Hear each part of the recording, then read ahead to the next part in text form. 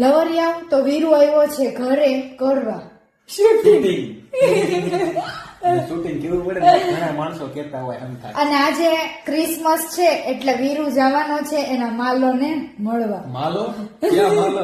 એક માલ નથી મારે. દુકાળ પીડ્યો દુકાળ. ક્રિસમસ અહીંયા જ મળવાના છે. ક્યાં કહું ઓલું ગાર્ડન ક્યુ હું કેવાય એને? લવ ટેમ્પલ. એની સામે ચર્ચ છે. હા, ત્યાં 3 માલ આવવાના છે.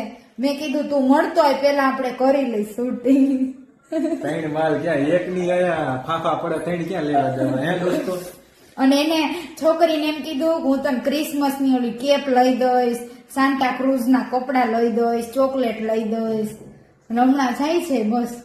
આયા ખુદ ન લેવાના ફાફા પડે ને એમને હું મજાક નથી કરતી, સાચું કહું છું. હા, ખોટું બોલો મિત્રો. એની સામેની લાઈન માં આમ જઈશ ને ત્યાં સરસ લાઇટિંગ વાળી એરબેગ મળે છે, લઈ દે છે. એ તો હોય તો લઈ દઈશું. આજે ક્રિસમસ ના શું કરીશ વીરુ તું? કાઈ નહીં, પેલા તો જો અહીંયા જઈને રખડીશ. ત્યાં જઈને એટલે ક્યાં? અહીંયા ગાર્ડન બાર્ડન માં કોઈ ગોતવી તો પડશે ને, કારણ કે હું સિંગલ આ માણસ. મહિલા એ કેમ થયો છે હખડો બેન ને? હક તો નો ઈ મનિયાન જેમ હખડો નથી જઈ.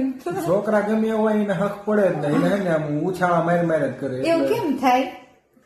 ઈ ઓલા પડે હોય ને જ્વાળામુખી અંદર થી ફૂટતું હોય ને એટલે હક નો રહે. હે તો મારા વાળ ઉતરતા બંધ થઈ ગયા હો. થઈ ગયા ને બંધ. હું અરીઠા લઈ આવી છું. તો પછી ઘરનું તેલ નાખીને લઈ ઈ તો ઠીક, પણ અરીઠા થી માથું ધોઉં છું. અરીઠા જોયા છે? જોયા પણ વાપરા નથી આપણે અરીઠા. અમારા છોકરા શું હોય એવું બધા મોટા વાળ કઈ કરવાના ન હોય. તોય તારા વધે છે કેમ એટલા બધા? વધે ને રોજ શેમ્પુ નાખું ભારે માર્યું વ્હાઈટ કલર નું. વ્હાઈટ કલર નું ઓલું ઓરિજિનલ શેમ્પુ ઘરની ખેતી વાળું ઓરિજિનલ શેમ્પુ ઓલું હેઠેથી ઉપર નાખે. ખુદનું ન. અરે વીરુડા, મારી તબિયત ખરાબ છે. તો ડોક્ટર ને બતાય ને. ડોક્ટરે શું કીધું? ડોક્ટરે એમ કીધું કે તારી યારે સુહાગરાત મનાવવાનું કીધું એટલે હું ઠીક થઈ જઈશ.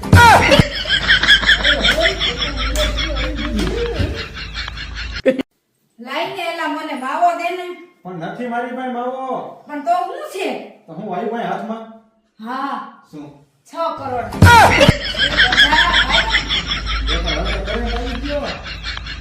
એલા વીરુડા, હું છું તને?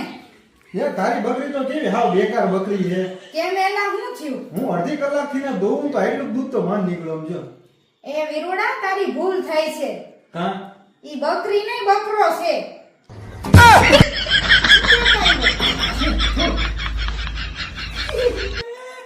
હે શ્વેતા, બોલ ને વીરુડા. આપણી સુહાગરાત ક્યારે છે? 2 દી પછી. કેમ, તો હું થયું? તો હું ભેંસનું દૂધ બંધ કરી દઉં ને.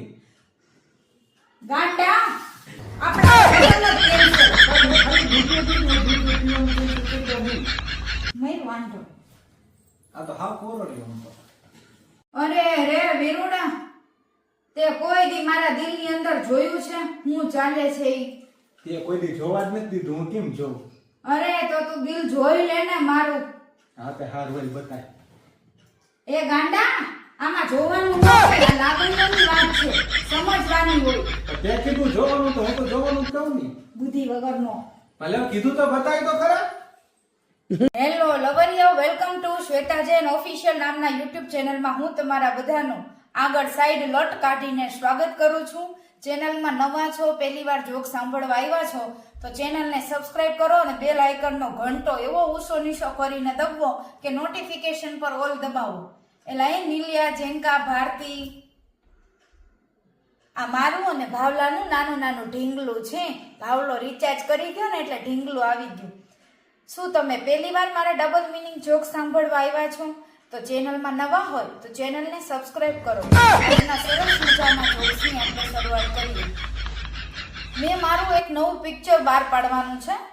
એમાં મારે ઘણા કલાકારો જોઈ છે. પિક્ચરનું નામ મેં વિચારી રાખ્યું છે રોઝ મેરી માર્લો.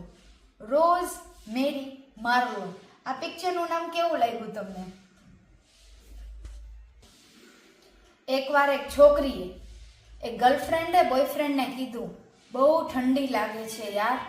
તો છોકરો કે લુલુલુ, મારા બાબુને ઠંડી લાગે છે. ઠંડીની સિઝનમાં ઠંડી જ લાગે ને, ચીક્કી ને એવું બધું મમરાના લાડુ ખાઈ લે ને.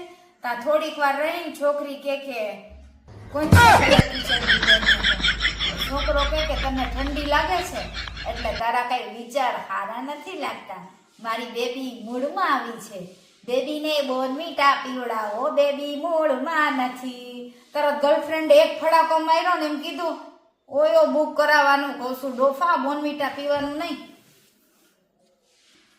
નવા નવા ડ્રાઈવર ગાડી ઓછી હાકે અને હોર્ન ઝાઝા દબાવે, અને જૂના ડ્રાઈવર ગાડી વધારે હાકે અને હોર્ન ઓછા દબાવે. એટલે હંમેશા જૂના ડ્રાઈવર પાસે જાવું. અને આ વાત ગાડી માટે નથી અને કોઈ ડ્રાઈવર માટે નથી. આ તો એક પ્રેમલા પ્રેમલીની વાતો છે. સમજાય એને વંદન, ના સમજાય એને અત્યારથી જ અભિનંદન. તું પોગો જો ભાઈ, એ ભાવના તું નહીં સમજ, તું પોગો જો.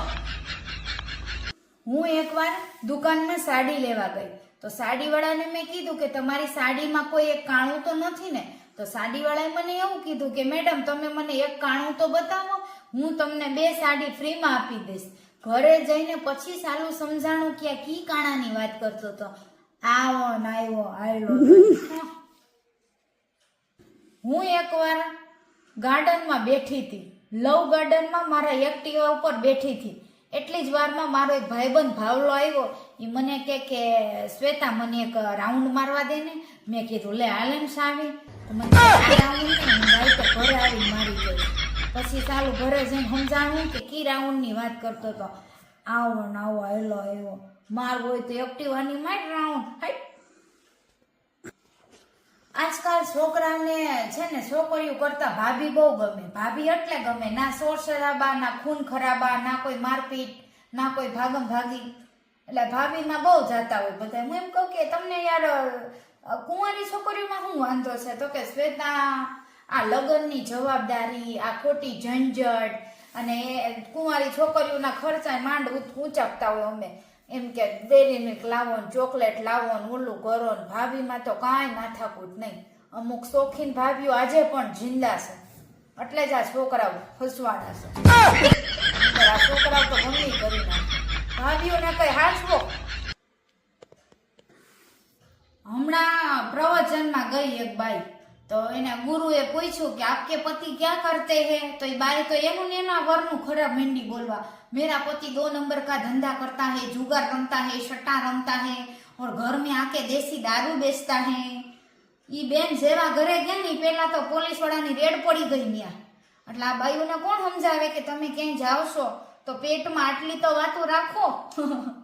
બાયુના પેટમાં વાતો રહે જ નહીં. પોતાના ઘરનું, વરનું, છોકરાઓનું બોલવા માંડે, એનું નામ બાઈ. હેલો લવરિયાઓ, હું તમને એક સરસ મજાની ઓફર આપું છું. તમે કઈ મને જેમ તેમ ન સમજતા હો. હા, આખા વિશ્વમાં, ભારતમાં અંબાણી પછી બીજા નંબરે હું કરોડપતિમાં આવું છું. મિલિયનિયર, બિલિયનિયર. 4 બચ્ચોના બાપ હોય, લંગડો હોય, લુલ્લો હોય કે આંધળો બાડો હોય કે ગમે એવો હોય, મારે એની યારે લગ્ન કરવા છે. એને હું આખી જિંદગી કમાઈને ખવડાવી શકું છું એવી મારામાં તાકાત છે. મારે બસ ઓફર એ જ છે કે મારે કુંવારામાં પડવું નથી, મારે પૈણેલામાં પડવું છે. અને જેનું નામ ભાવેશ હોય એવો મારે છોકરો જોઈશે. એવો છોકરો મારા માટે શોધીને લાવો. એકવારે રાત્રે કારખાનેથી થાયકો પાયકો ઘરવાળો આવ્યો. જમીને એને એની ઘરવાળીને કીધું કે જાનું તારું કામ પતી ગયું હોય ને તો મને દવા આપી દે. તો એની ઘરવાળી કે તમને શું થયું છે, શેની દવા દઉં? તો કે ઠંડીની દવા કહું છું, બહુ ઠંડી લાગે છે એની. તો ઘરવાળીએ ઘણું વિચાર્યું. પછી બેઠી બેઠી આમ આમું જોઈને કે હા ઓલી દવા ઈ કે હે ને. તો ઘરવાળો કે કઈ હું આખો દી કામ કરીને આવ્યો, હવે થાક તો ઉતારવો ને, હાયલામ ગોળી લઈ લઈને હાયલામ વયા જાય આપણા ધાબે. એ કે લગન છે ને આટું કર્યા છે, રોજ દેવું પડશે તારે, સાથ સહકાર. એટલે પગ દબાવવાની વાતો હાલતી હતી. આમાં તમે બીજું કઈ દબાવજો, એ તો મારો પ્રશ્ન છે. ચેનલને સબસ્ક્રાઇબ કરી દો. જો વીરું આવે છે થોડાક એના કટકા જોઈ લો. ચેનલ સબસ્ક્રાઇબ કરો. Bye, love you.